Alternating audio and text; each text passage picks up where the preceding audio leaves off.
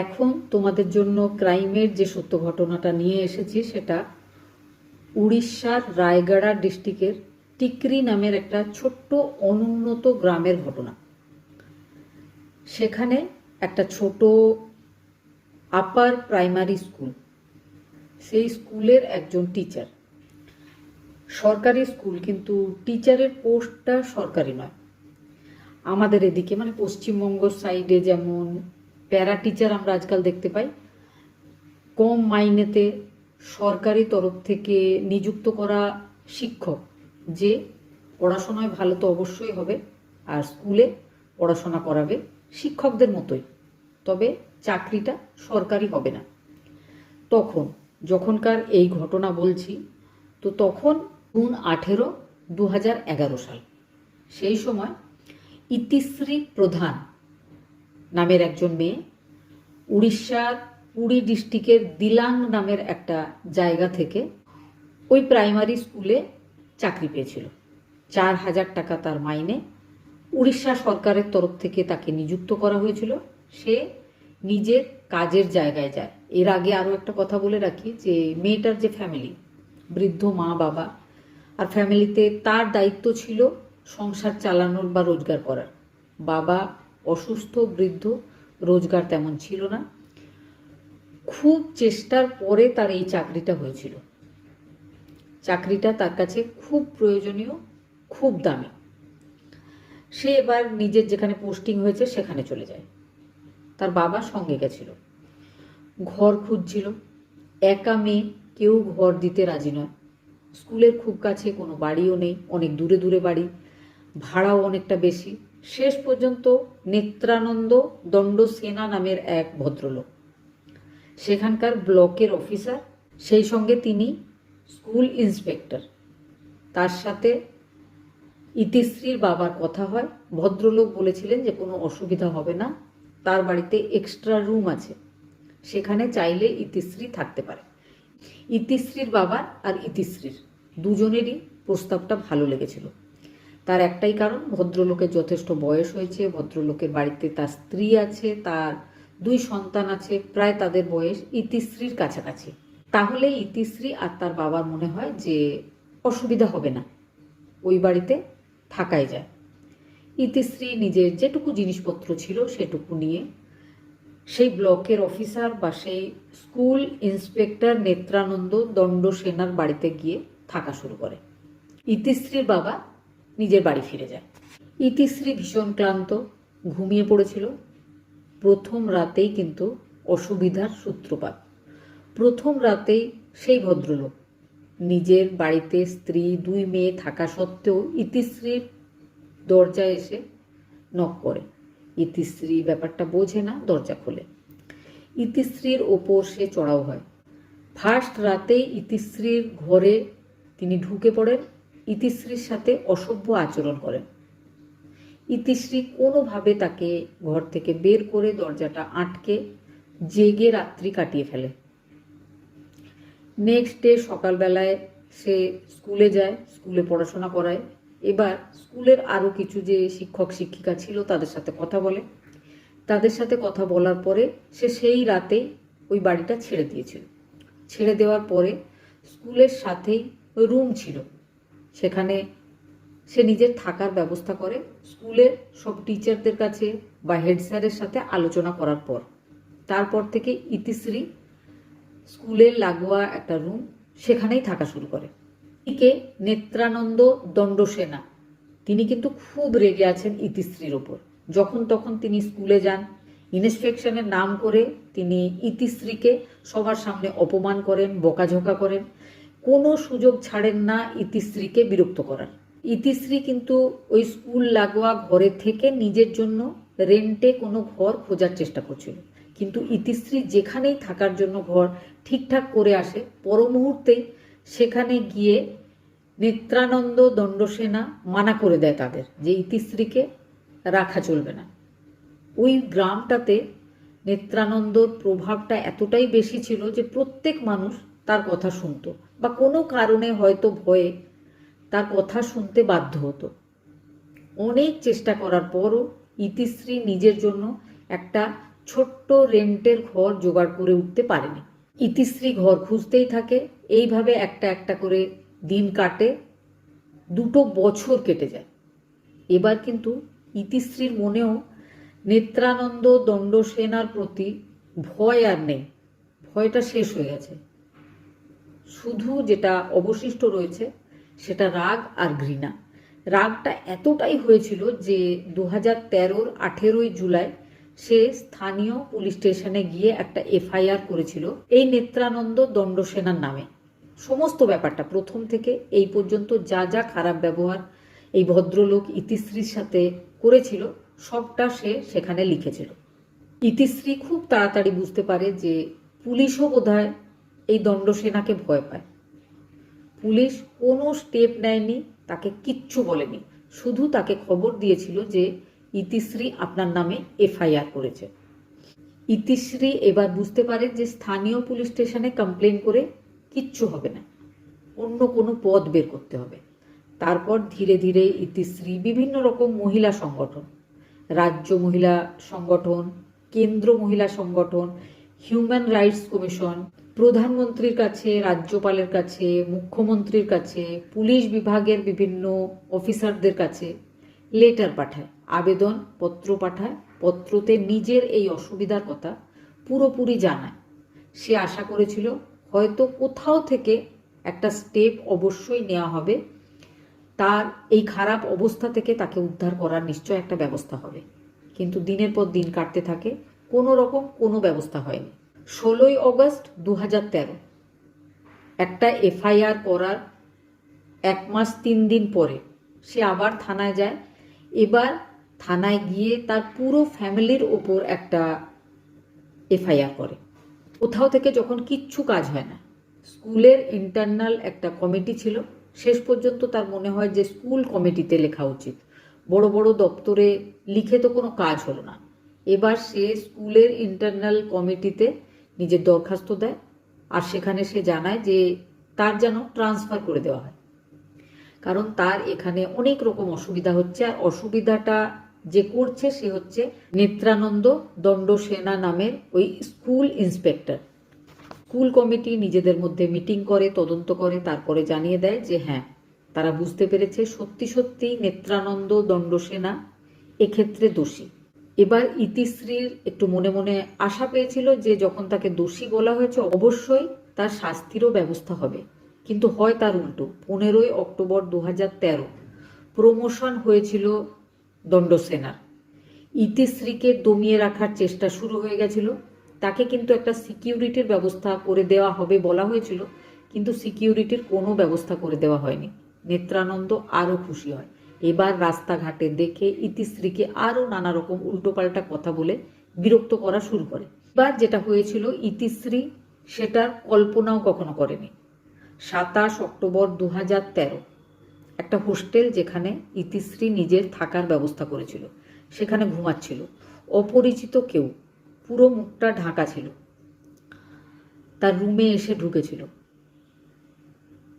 ইতিশ্রী কিন্তু তাকে চিনতে পারেনি। কেরোসিন ঢেলে আগুন জ্বালিয়ে সেখান থেকে বেরিয়ে চলে গেছিল। ইতিমধ্যেই কিন্তু আশেপাশের লোকজনরা, সেই সময় ওই হোস্টেলে যারা যারা ছিল সবাই ছুটে আসে, সবাই চেষ্টা করেছিল ইতিশ্রীর আগুনটা নেভানোর। তাও কিন্তু ইতিশ্রীর শরীরের 90% ভাগ আগুনে পুড়ে গেছিল। ইতিশ্রী তক্ষুনি মারা যাবে বলেই আশেপাশের সব লোকজনের মনে হচ্ছিল। রাত্রেবেলায় 10:45 তাকে স্থানীয় স্বাস্থ্যকেন্দ্রে নিয়ে যাওয়া হয়। পুলিশ টিমকে খবর দেওয়া হয়। পুলিশ টিম কিন্তু রাত্রেবেলায় 10:45 তার বয়ান নিয়েছিল। ইতিশ্রী তাকে জানিয়েছিল যে এই পর্যন্ত তার সাথে নেত্রানন্দ দণ্ডসেনা নামের স্কুল ইন্সপেক্টরের একটা শত্রুতা চলছে, যখন থেকে সে স্কুলে জয়েন করেছে তখন থেকেই। আর তার মনে হয় তার গায়ে এইভাবে কেরোসিন তেল ঢেলে যে পুড়িয়ে দিয়েছে, তাকে ইতিশ্রী চিনতে পারেনি, তার চেহারা দেখতেও পায়নি। তবে যে পুড়িয়ে দিয়েছিল সে সেই সময় কেসটা তুলে নেওয়ার কথা বলেছিল বারবার। সেই জন্য ইতিশ্রীর মনে হয় যে এই ঘটনার পেছনে নেত্রানন্দ দণ্ডসেনা অবশ্যই রয়েছে, কারণ তার উপর থেকেই কেসটা তোলার কথা বলা হচ্ছিল। রাত্রেবেলায় 1:05 তার দ্বিতীয় বয়ান হয়েছিল। ইতিশ্রী প্রথমবারে যে ঘটনা পুলিশ টিমকে জানিয়েছিল, সেকেন্ডবারেও সেম ঘটনা, একদম কোনো পরিবর্তন ছিল না দুটো বয়ানের মধ্যে। তারপরে ইতিশ্রীকে সেখান থেকে বিশাখাপত্তনম 7 হিলস হসপিটাল পাঠানো হয়, কারণ সেখানে পুড়ে যাওয়া রুগীদের ট্রিটমেন্টটা ভালো হয়। ইতিশ্রীর বাবা মাকে খবর দেওয়া হয়। বিশাখাপত্তনমে গিয়ে ইতিশ্রীর বাবা মায়ের সাথে ইতিশ্রীর দেখা হয়। ইতিশ্রী কোনো কথা বলার মতো ক্ষমতায় ছিল না। 30 অক্টোবর 2013 চারিদিকে প্রোটেস্টের চাপে পড়ে পুলিশ ডিপার্টমেন্টকে অ্যারেস্ট করতে হয়েছিল দণ্ডসেনকে। তবে যে কেরোসিন তেল ঢেলেছিল বা আগুনটা জ্বালিয়ে দিয়েছিল তার পরিচয়ও জানতে পারা যায় না, তাকে খুঁজেও পাওয়া যায় না, তাকে অ্যারেস্টও করা হয় না। 1 নভেম্বর 2013 7 হিলস হসপিটালে মারা গেছিল ইতিশ্রী। লড়াই শেষ হওয়ার আগেই কিন্তু লড়াইটা থামিয়ে দিয়ে ইতিশ্রী মা বাবাকে একলা ফেলে রেখে চলে গেছিল।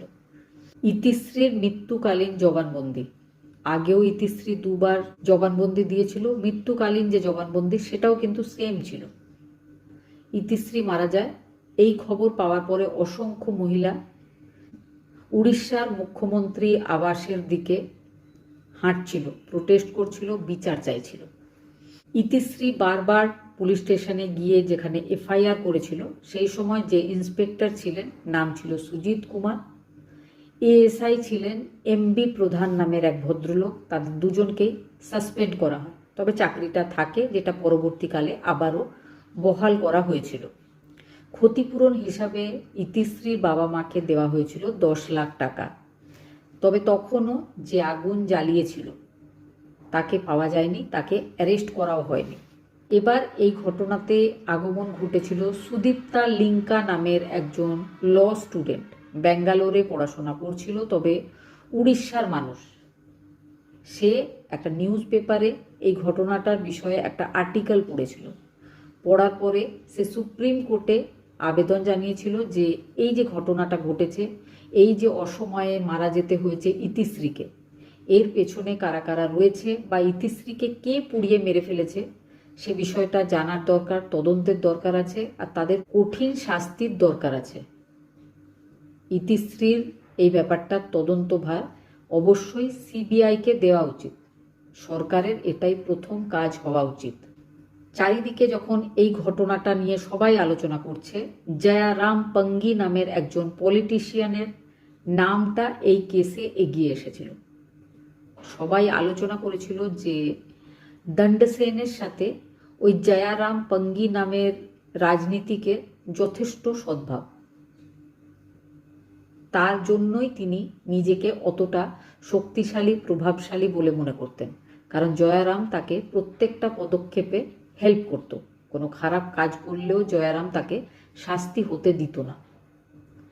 জয়ারাম সেই সময়, যে সময় এই ঘটনাটা ঘটেছিল, সেই সময় তিনি কংগ্রেস পার্টির লোক ছিলেন। পরবর্তীকালে তিনি কংগ্রেস ছেড়ে দিয়ে বিজু জনতা পার্টির, আর তার পরবর্তীকালে এখন সে একজন বিজেপির লিডার, একজন এমএলএ।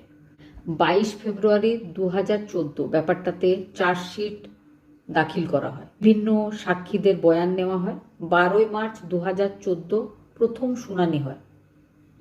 কোর্ট থেকে জানানো হয় যে না, সিবিআইকে দেওয়ার কোনো দরকার নেই, কারণ খুব সিম্পল একটা কেস, এটার তদন্ত লোকাল থানার যে পুলিশ রয়েছে তারাই ঠিকঠাক করতে পারবে। আর সেই সঙ্গে এটাও বলা হয় যে এই ব্যাপারটার সাথে কোনো রকম কোনো পলিটিক্যাল নেতা জড়িয়ে নেই। নেত্রানন্দ দণ্ডসেনার জিজ্ঞাসাবাদ শুরু হয়।